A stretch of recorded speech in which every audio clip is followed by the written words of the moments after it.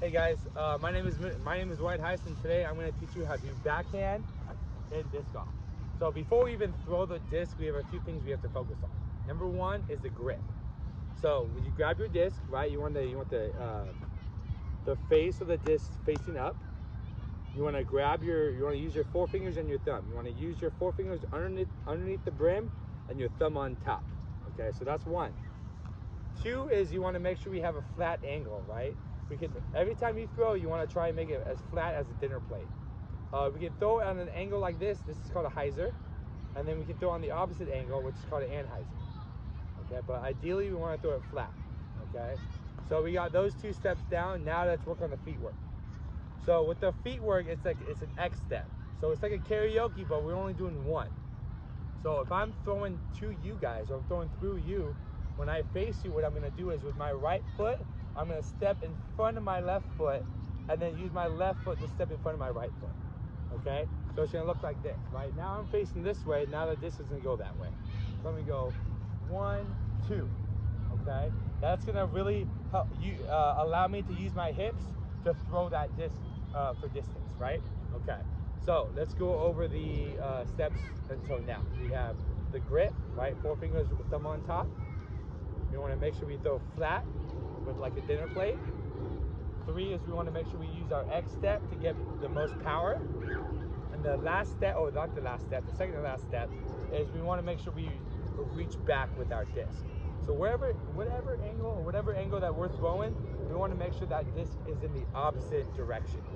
Okay, so if I'm throwing in this direction, I want my disc to come out here first before I throw it through the strike zone. Okay, so when we reach back, what we want to do is we want to extend that elbow out. We want to keep that arm nice and locked. Okay, it's about stomach line.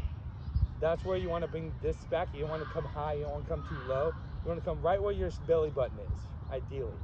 So what you're going to be doing now that it's back, you have to drive your disc through your waist and to the target. So what I like to do is I like to use my elbow to really force my hand through that strike zone so I can let go of my disc and have it fly. Okay? So that reach back is that fourth cue that I want to focus on. The last cue is the finish, right? Is when we reach back and we start to throw, we want to make sure we snap our wrist at the end of it. Because when we snap the wrist, that's going to create spin on the disc. When we create spin on the disc, you're going to have more glide out there. You're going to have more distance. Okay? So, let me do it one more time. Okay, so grip is number 1. Flat disc is number 2. We want to make sure we do an X step for number 3.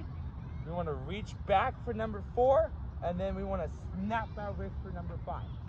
Okay, so it's going to look like this. X step, reach back, snap.